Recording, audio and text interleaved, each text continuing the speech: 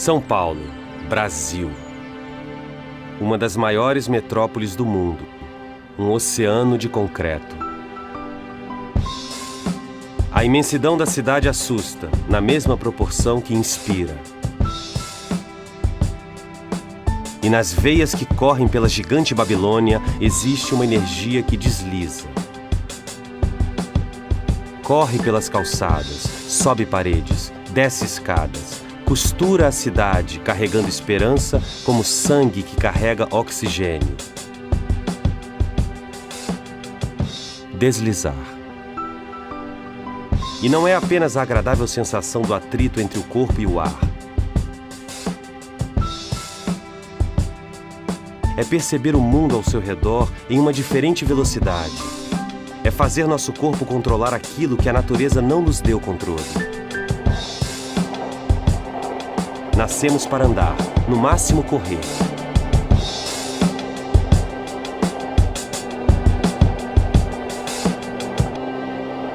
Mas queremos mais.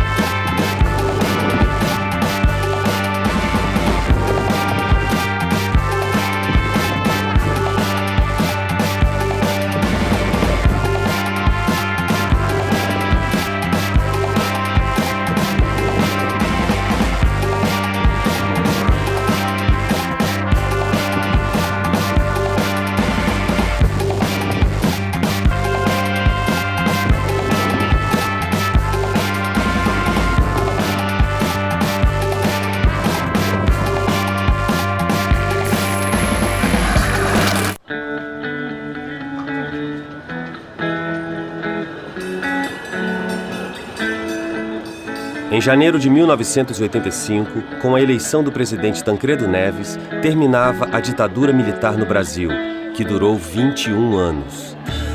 Naquele ano, a população da cidade de São Paulo era de aproximadamente 10 milhões de habitantes. 41% dessa população tinha menos de 20 anos de idade. O fim da ditadura injetou um espírito de renovação e liberdade. Fortes motivos para fazer muitos daqueles jovens serem contagiados por um esporte que estava virando moda: o skate. Só lembro assim, essas brincadeiras de rua, jogar bola, sair para brincar na rua, aí de repente um amigo meu comprou um skate lá e aí todo mundo queria andar, né? Começou aquela febre de skate.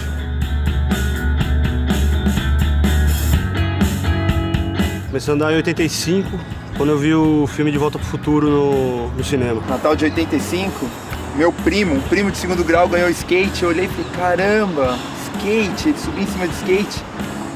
E eu tava brincando de comandos em ação. Eu falei, cara, skate, eu quero um skate. Comecei a andar no meu bairro, no Mandaqui, zona norte de São Paulo. E daí em diante foi um vício. Eu dormia com skate, pensava em skate o dia inteiro.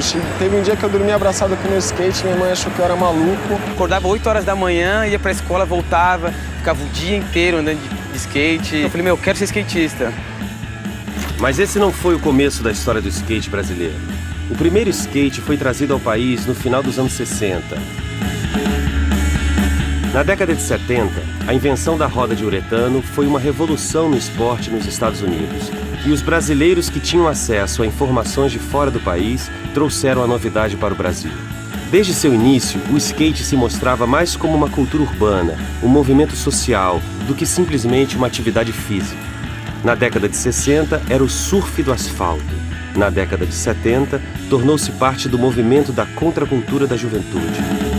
No Brasil, ao longo das décadas, o skate foi sobrevivendo pela persistência de alguns apaixonados. Em meados dos 80, crianças e adolescentes entravam em contato com aquela novidade, um trampolim para as amizades que iriam se formar. Qualquer pessoa que você visse na rua andando de skate, você fala, nossa, anda de skate também, a gente faz a mesma coisa. O que ligava e criava esse elo de amizade era o fato de gostar da mesma coisa que era skate. Às vezes a gente ia dormir na casa dos amigos, aí começou aquele negócio de sair da sua casa e começar a ver como as outras famílias viviam. Naquela época a gente andava com os caras mais estranhos do mundo e você levava os caras pra ficar na sua casa, sem nunca ter conhecido o cara na vida antes. Aí, quando eu ia dormir na casa do Ribeiro, o cara acordava 11 horas, eu acordava às 7. Eu ficava tipo 4 horas trancado dentro do quarto, porque eu não ia lá, tipo assim, de fome.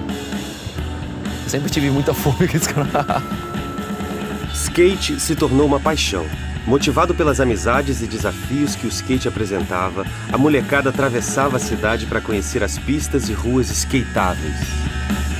Comecei a ir para algumas pistas, São Caetano, São Bernardo, onde eu já comecei a fazer algumas amizades. Eu lembro que tinha o São Bernardo e cada esquina você via uma rampinha de madeira que a galera montava para ficar pulando na rua.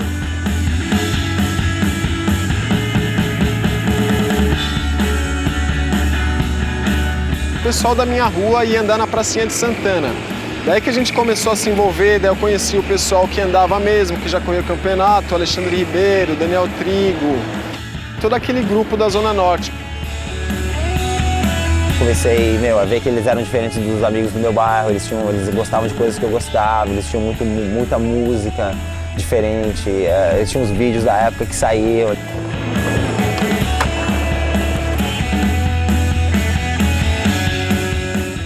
Andar de skate, trocar informações, talvez até planejar o futuro.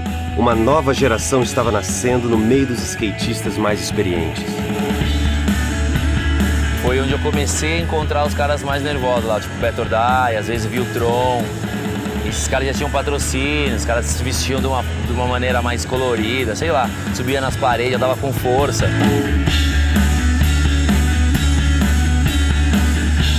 Essa época foi a época que eu falei assim, eu quero andar de skate de verdade.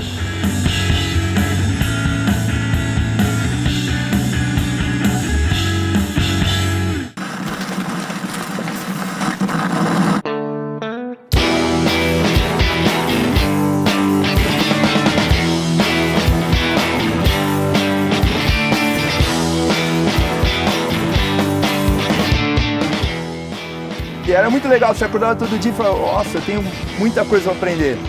Nossa, tem um monte de manobra para evoluir.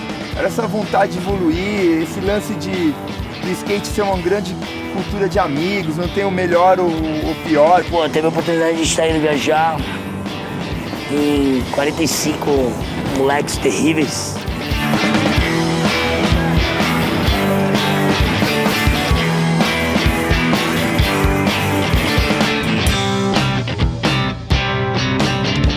A cena de skate no Brasil, na segunda metade da década de 80, crescia a cada ano. Além de toda a diversão, a competição entrou na vida daquele grupo de amigos. O campeonato representava muito um encontro da galera, ir ao campeonato e vivenciar aquele momento era muito mais importante do que quem ganhou ou quem não ganhou. Pô, todo mundo se divertindo, aprendendo manobra. Às vezes nego nem corria, porque falava, não vou andar nessa merda, mas tava todo mundo lá. Tanto é que as baladas, em muitos casos, as baladas às vezes valeram mais do que o próprio campeonato, entendeu?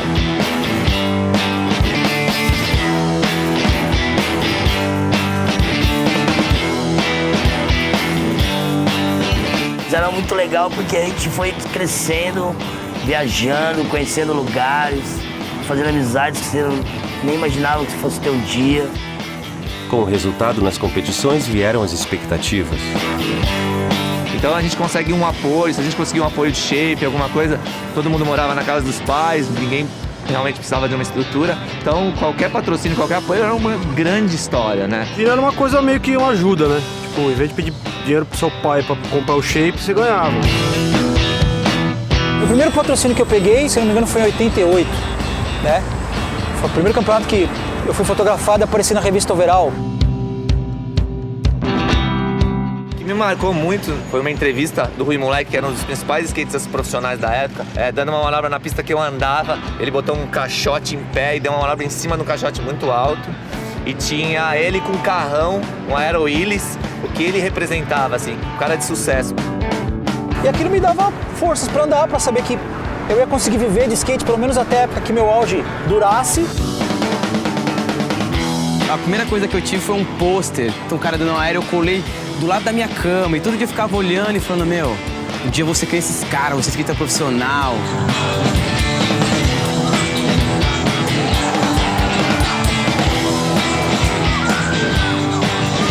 muita gente começou a falar assim, puta, eu não quero, cara, seguir esse padrão, que é o seguinte, vou pra escola, depois arrumo um emprego, daí consigo comprar um carro, uma casa, aí eu caso, aí eu tenho filho, aí eu espero morrer. Porra, eu quero expandir, eu quero outras coisas, eu quero deslizar, eu quero andar num outro ritmo, eu quero viajar, eu quero conhecer outras culturas, eu quero mais, né? Bem além de querer mais, algo no DNA do skate mexia na decisão das pessoas de como seguir vivendo. Tipo assim, eu percebi mesmo que eu não gostava muito de fazer o que todo mundo fazia quando eu gostava mais de fazer os pipas e deixar eles bem bonitos, assim, colocar no alto, entendeu? Daí eu gostava das manobras que o pipa dava, entendeu? De repente vinha alguém e te cortava. Eu odiava esse fato das pessoas estarem competindo e estarem, né? Sabe, eles não viam a arte, né, de se fazer uma pipa e colocar no alto e os movimentos, e quanto era bonita a pipa desbicando, e desbicar quase até pegar no fio e voltar e fazer manobra mesmo, né? Ali você vai, né, desafiando você mesmo. E eu não via isso em nenhum lugar, então o skate me trouxe tudo isso. O cara que tinha um estilo totalmente fora do que era o padrão da época ou de qualquer outra época, ele já ia pro skate, porque ali ele não ia ser um cara muito diferente. O que dá riqueza pra manobra é o estilo do cara. O estilo é fundamental pro skate porque ele meio que descategoriza a gente de esporte. Quanto mais estilo você coloca naquilo que você faz, tem a ver com arte, entendeu? Então eu acho super interessante a molecada se envolver com algo, entendeu? De corpo e alma e não por causa que eles estão contando pontos, né? Que tem que ganhar, tem que ganhar, tem que fazer gol.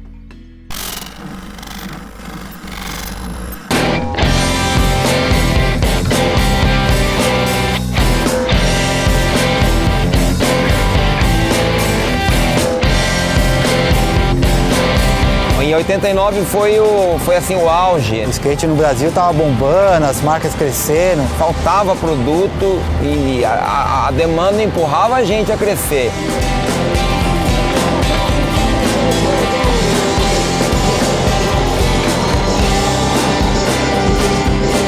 Porra, não consigo esquecer nunca de Pirassununga 89, com o moleque dando raio de front na parede.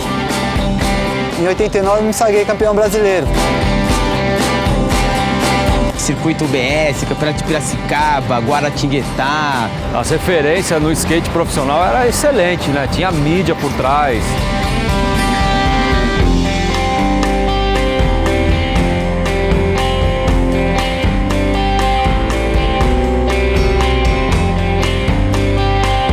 A revista IS fortaleceu, surgiu a revista Skate, tinha a revista Brau. Então eu vi que realmente o skate estava em alta. 3 revistas de skate que rodavam pelo país e o Grito da Rua, um programa de TV semanal. O Grito da Rua era imperdível. Muito skate na mídia e nas ruas. A força do skate na mídia daquela época que fez a gente incorporar que era aquilo que a gente queria fazer pro resto das nossas vidas. So Johnny, Brazil, you're here, a sunny day. You ever think coming to Brazil is skating, man? I never thought skating would bring me this far away from home, man, but it's great. I love it. I was very surprised. I didn't think, Brazilian skaters would rip like that. Mais alguma mensagem pro pessoal de casa? Just keep skating for fun and skate like there's no tomorrow. Um dos principais acontecimentos de 89 foi o Campeonato Mundial na Alemanha. Era o evento que reunia os melhores skatistas do mundo. No Brasil, uma delegação se organizou e partiu para mostrar o que estava acontecendo por aqui. Foi uma galera, a delegação foi uma galera grande, todo mundo empolgado. E era um campeonato mundial, todo mundo queria estar participando, né? Na Alemanha, em 89, os caras falavam, mas como, vocês andam de skate no Brasil? Aonde vocês andam de skate? Tem asfalto lá, tem cimento lá? Como? E naquele evento, Lincoln Ueda conquistou um feito inédito, a 4ª colocação na modalidade vertical. Foi a motivação que faltava para quem ficou no país. O Brasil se tornou respeitável pelo nível do skate que apresentou. No final de 89, o pensamento era único. Daqui em diante, nada segura o skate brasileiro. teve o Eda em 4º lugar na Alemanha, é uma coisa que já mexeu com a cabeça de todo mundo. Então o 90 a gente ia chegar com tudo.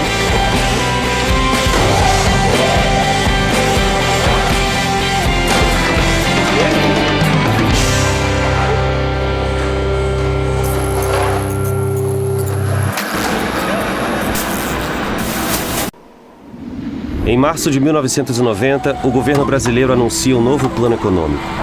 Um pacote de medidas para a estabilização da inflação, incluindo um congelamento de parte do dinheiro das contas bancárias dos brasileiros. Foi um choque. O plano trouxe recessão. Com ela, uma forte crise.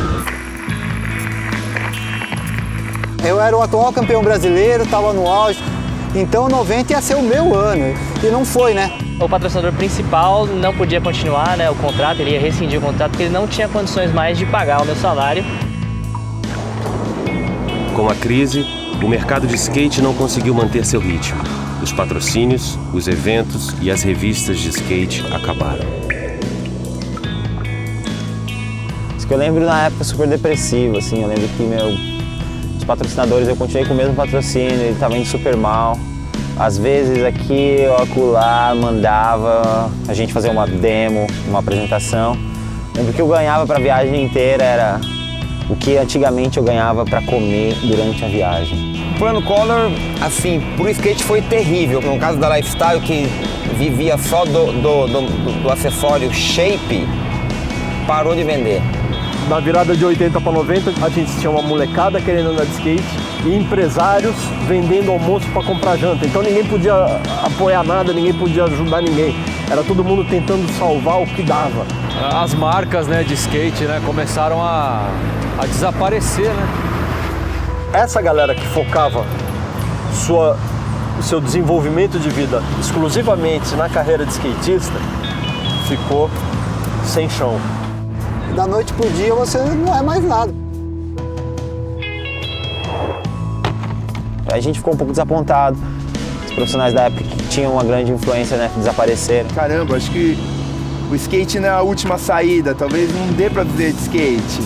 A gente vai aparecer aonde? Vai mostrar skate em que lugar? Qual mídia vai apoiar isso, né? E acabou a revista uma época. Era ruim você sair pra andar, saber que você estava acertando um monte de manobra legal da época, podia ser mostrado pro mundo e aquilo ninguém sabia. Ver desmoronar uma obra que você participou da construção é uma coisa triste. Tipo, todos os sonhos que eu tinha estavam ficando... Eles estavam bem próximo e de uma hora pra outra eles fizeram assim, ó.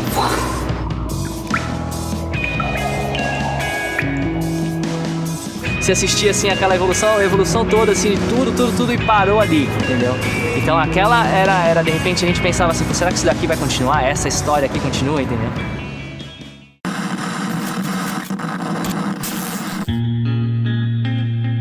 Mas o skate tinha ensinado aqueles novos garotos a cair e levantar.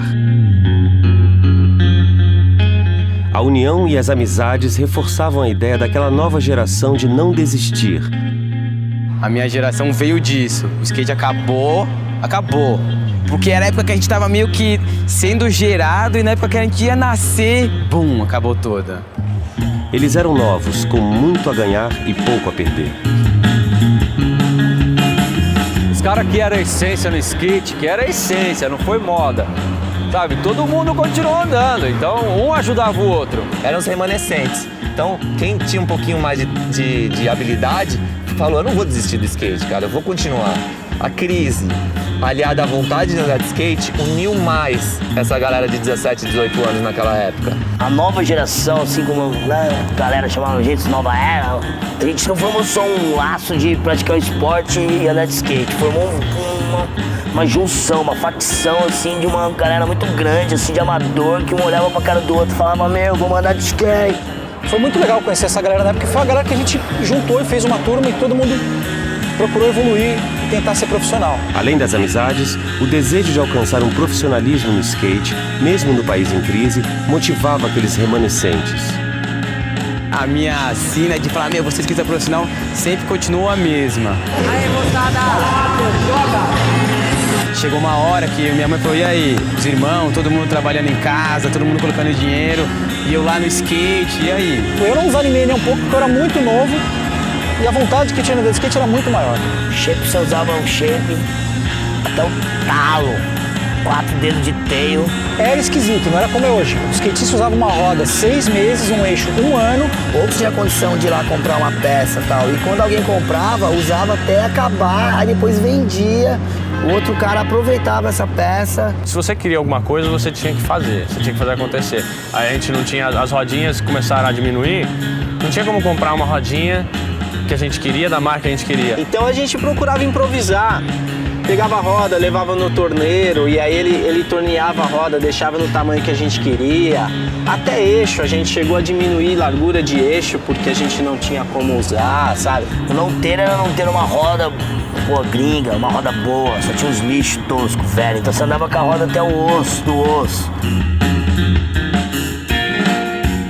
E os campeonatos de 91 talvez tenham sido os piores campeonatos da história do skate no Brasil. Aquele circuito, as rampas eram ruins, a premiação era ruim, mas era uma coisa resultado da crise. Mas naquela época a gente não via tanto a crise, a gente via o nosso sonho. A gente não tinha nada, era o amor mesmo pelo skate, de estar andando. Quantas vezes a gente, vinha assim, o cara vindo a milhão na rampa, na hora que ele ia entrar, eu tinha um buraco, o cara caía, se machucava.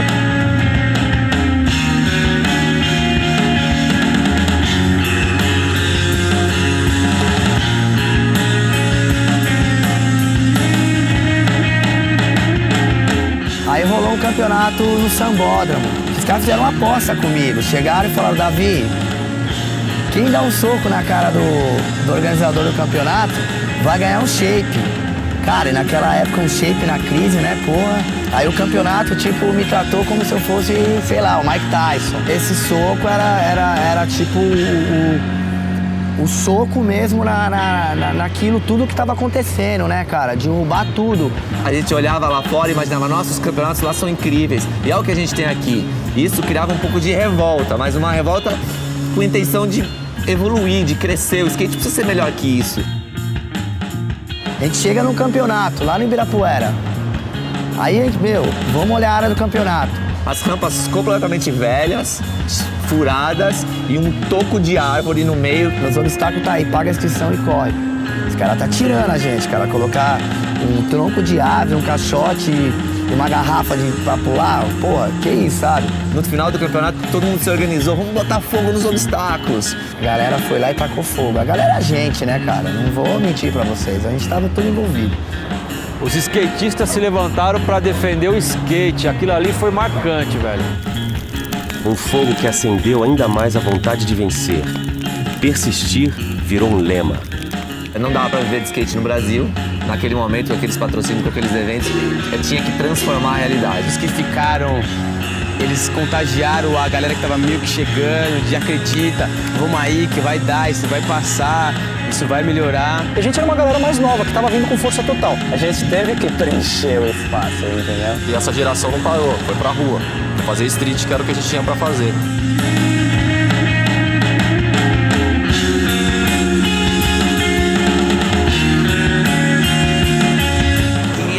Esse acho que foi o ponto inicial, foi quando a gente falou, a gente tem que fazer alguma coisa, cara, pra gente poder mudar tudo isso. A gente acreditava que a gente ia andar de skate, que a gente ia conseguir viver disso. Beleza, isso aqui passou, legal. Os caras fizeram a parte deles, mas assim, a gente quer fazer dessa forma. Foi a hora que a geração chegou e falou, chegamos e vamos ficar. Vocês chegaram, então agora o volante está na mão de vocês, agora vocês vão ter que fazer alguma coisa. E aí cada um começou a botar uma semente de criar coisas novas. Não tem uma pista, monta um palquinho na sua rua, mano. Não tem camiseta silk em casa. Tem 3 malucos andando bem do seu lado, monta uma marca com eles, tá ligado? Tipo, você começava umas milícias, assim, era legal isso. E você acreditava naquilo como se fosse, tipo, o último dia da sua vida, né? Como samurai, né, trata a sua espada, né, eu tratava o meu skate. Foi quando a gente criou aquele vínculo de amizade e reconstrução do skate. E a gente começou a receber alguém que tinha trazido dos Estados Unidos uma cópia de um vídeo novo. O nego levava um videocassete na mochila, chegava lá, ligava, copiava e levava o videocassete de volta pra casa. E aí todo mundo se juntava na casa de quem tinha o vídeo pra assistir aqueles vídeos que, nossa, dava muita vontade de andar de skate. A gente embicou de vez nesse negócio de, tipo, andar de skate e fazer vídeo. dane-se. Agora a gente não quer mais saber de patrocínio, campeonato, viagem.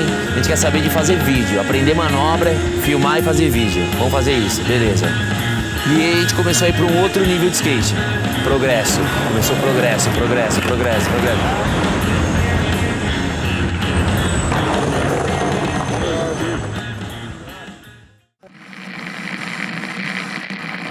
O skate nos Estados Unidos estava mudando e a gente também estava fazendo essa transformação aqui no Brasil. Era o street, o skate na rua chegando de forma inovadora. Os vídeos americanos chegavam no Brasil e injetavam energia em um cenário sem mídia. A gente começou a dar um valor ali, também começou a nascer uma parada de, a parada dos caras, América, pá, é muito boa, mas vamos acreditar na gente. E foi assistindo aquelas fitas de vídeo que a ideia surgiu. O Alexandre ganhou uma filmadora que ele pediu pro pai dele pra filmar, acho que o Natal da família. Mas na real era pra filmar o skate, né? E a gente começou a filmar, cara, filmar. Vamos fazer um vídeo, cara, vamos fazer um vídeo de todo mundo. Eu tô fazendo aquele esquema de focalizar no joelho, assim. Um filma direito, outro filma mais ou menos, um filma ruim. Então, assim, o legal mesmo era o fato de estar filmando, né? Todo mundo filmava, todo mundo segurava a câmera e a gente arrumava 350 brigas por dia pra poder filmar nos picos. Mas a bosta de filmar aí. Você sabia que não podia. Troca por aí. The Spirit era de zoeira o dia inteiro. Você pode ver o vídeo, é só zoeira, não tem nada de coisa séria.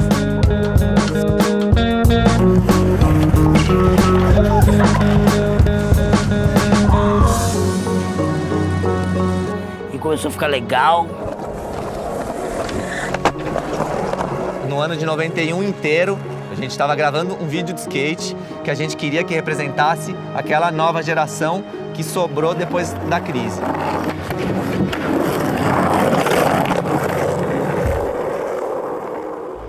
E a gente passava horas e horas e horas sentados, editando de vídeo para vídeo. Quer dizer, só ia perdendo qualidade, mas a essência que a gente fazia o negócio por amor e queria ver acontecer, acho que valia mais alto e no resultado final parecia que era o melhor vídeo do mundo. Por exemplo, a abertura do vídeo do Dirty Money, ele tem uma chamada, tipo... A gente pegou um adesivo, cortou com a tesoura, colou numa TV daquelas portáteis pequenininha, ridícula, e ficou sentado em frente à TV, com o filmador na mão, esperando passar alguma coisa legal. Os caras, porra, como vocês conseguiram fazer isso, mano? E eu lembro de terminar a edição e falar, pô, eu vou levar essa fita pra Londrina e vamos assistir lá no campeonato. Todo mundo do skate daquela época foi pra Londrina. E na hora que a galera que não fez parte viu, falaram, olha o skate desses moleques, olha, o que eles fizeram. Então ficou marcado. Aí a autoestima voltou. Era lindo aquilo, mesmo editado de vídeo pra vídeo, achava, parada mais louca. Skate em geral, principalmente no Brasil, sempre teve essa coisa de faça você mesmo, né? Vinha do movimento legítimo dizendo, pô, eu não tô nas revistas, eu não tô no comando da mídia, mas eu faço mídia porque eu tenho uma câmera. E todo mundo vai ver. E todo mundo viu mesmo porque era a linguagem que a galera estava vivendo naquele tempo.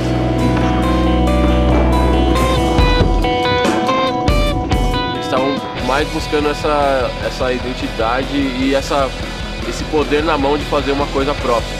E eu achei cabuloso quando eu vi o vídeo pronto.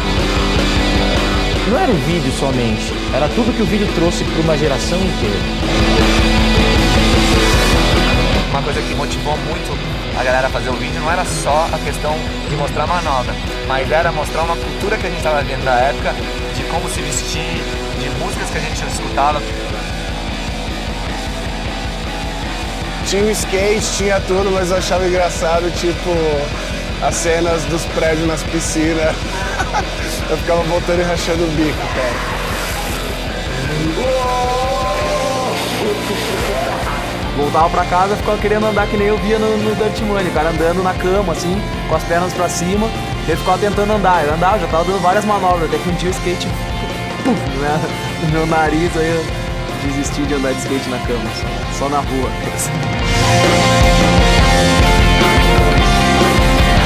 fizemos um vídeo mostrando pra todo mundo, e agora a gente precisa copiar ele. Era cópia da cópia da cópia. E o que me chamou a atenção foi que a gente só via vídeo skate gringo e foi ver um vídeo skate nacional. A gente via e revia a fita 10, 20 vezes. Eu lembro de ter mandado o Dirt Money pra muitos lugares do Brasil, pra Salvador, Aracaju. Você ia fazer uma apresentação no interior. Chegava lá, os moleques te reconheciam através do vídeo. Porque não tinha internet, cara, os caras não tinham revista. Aquele vídeo foi aquela mídia que abriu. Um dos grandes vídeos da época foi o Dirt Money.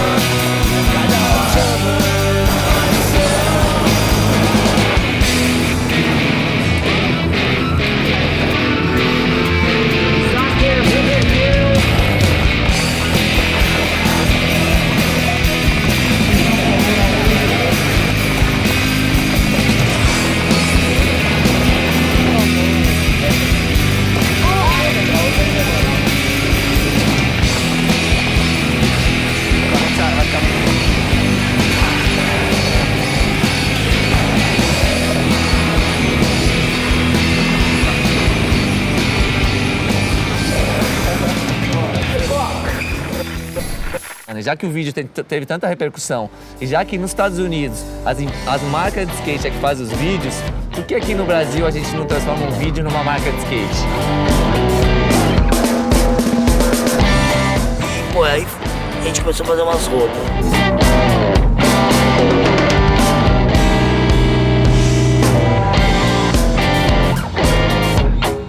As roupas eram engraçadas, cara. As roupas... As calças, por exemplo, cara, eu lembro da primeira calça gigante que a gente fez, cara. Tipo, inacreditável, tá ligado? Eu tive uma roxa, não tive? É, a vovó do Davi fez, cara. Uma pessoa magra, cabia 4 pessoas dentro. Descer do metrô até a minha casa de skate, parecia que eu era uma melancia, que todo mundo olhava e fazia assim, ó. Eu usava porque a minha tia olhava pra mim e ficava assim, branca. E a gente queria ser contra a cultura. Muitas pessoas davam risada, mas o legal disso tudo é que a gente não tava nem aí pra essas pessoas, entendeu?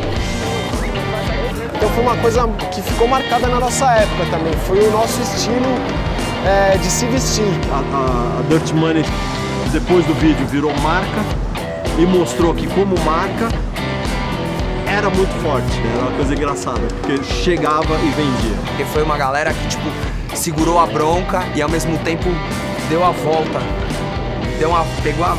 Virou o jogo, virou a mesa de cabeça pra baixo e pulou ela de olho. A gente queria ser os skatistas, tá ligado? Tipo, os caras da década de 90, os caras, o telefone. Spal testa. Alô, quem te manda? A Babilônia tá em chamas, com seu tio.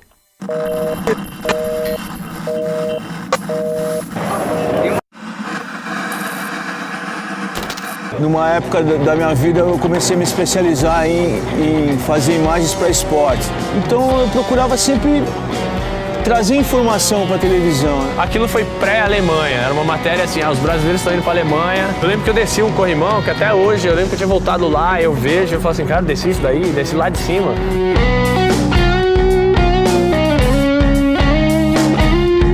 Quanto tempo você demorou para conseguir descer completo pela primeira vez, Completo foi a primeira vez hoje. A gente gravou naquele momento a primeira grande matéria numa TV aberta na década de 90. Eu achava que a linguagem que era dada na televisão, na mídia, que era sempre assim, pô, os malucos da rodinha, os malucos da pranchinha.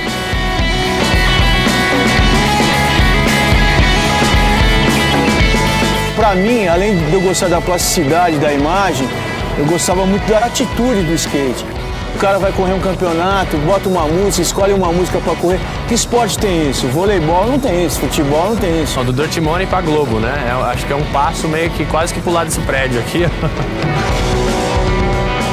Ficou uma matéria legal, assim, teve bastante repercussão na época. E essa roupa aí, o que é? Te dá mais liberdade e tal pros movimentos do skate? Ou é só uma maneira de se posicionar mesmo com a vida? Não, é porque essa roupa é roupa de skatista, né? A moda de skate. É o que a gente usa, porque a gente gosta e tal.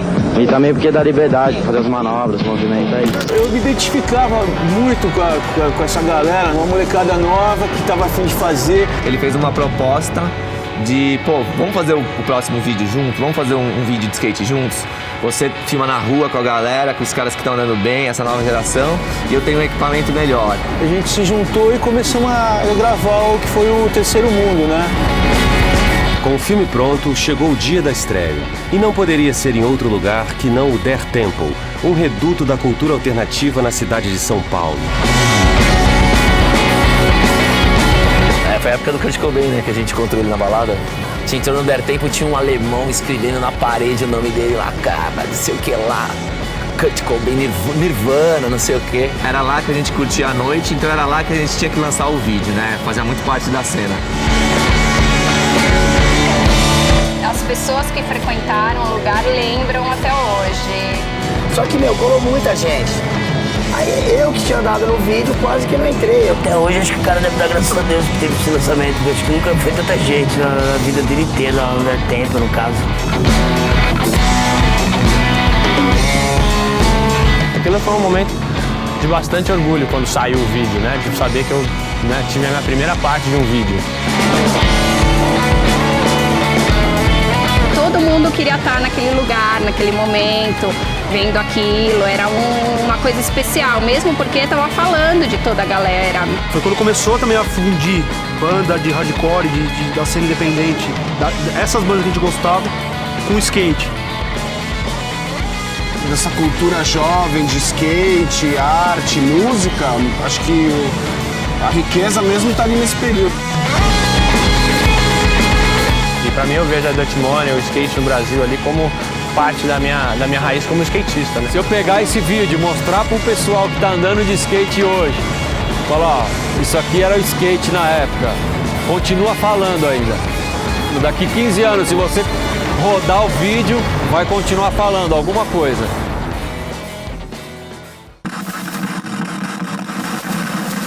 E acho que o grande lance pós-Dirty Money mostrou que a gente podia mudar o mercado. Eu acho que foi uma das melhores fases do skate que eu pude viver. As portas abriram assim de uma forma. Foi um cartão de visita para eu conseguir um segundo patrocínio. E aconteceu de verdade de participar de um mundial de skate, né? Em 95 na Alemanha.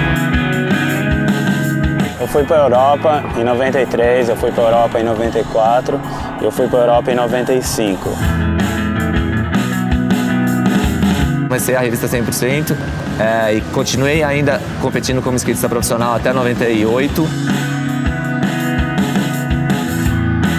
E aí teve essa parada, o Ale, pô, vou fazer a revista, o Bob foi pra gringa. A vontade de fazer o skate acontecer, né? Aquela coisa de nunca ter desistido no pior momento e ter andado de skate com muita garra. E o Bob fez isso, e isso deu a base para ele chegar em 95 e criar o divisor de águas. Quando o Bob veio ao Canadá, da nossa geração, o lance começou a ser real. O skate brasileiro estava começando a ser notícia no mundo. Sim, essa geração dos anos 90 existe, tem força e tem qualidade de skate. Então foi o momento da retomada.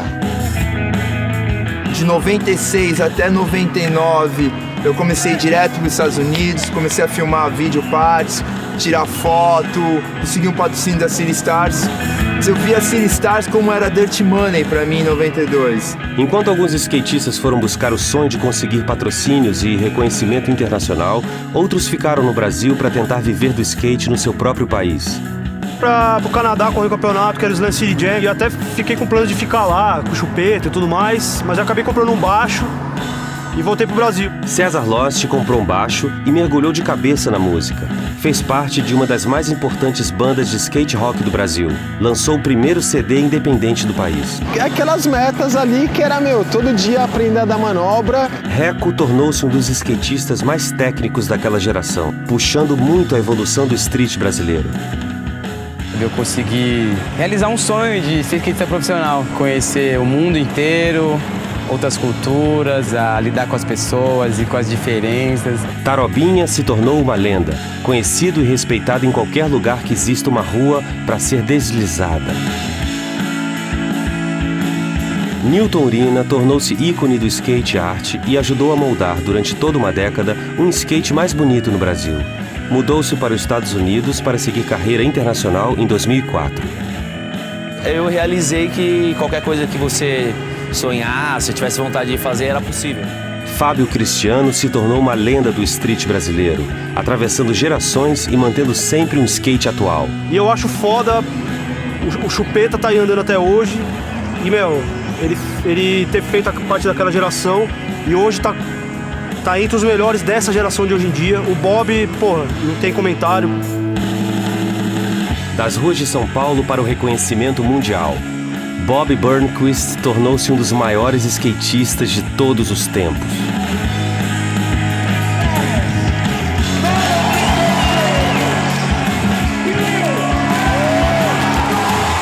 O skate é uma família, né, cara? E meus amigos são os principais membros dessa família.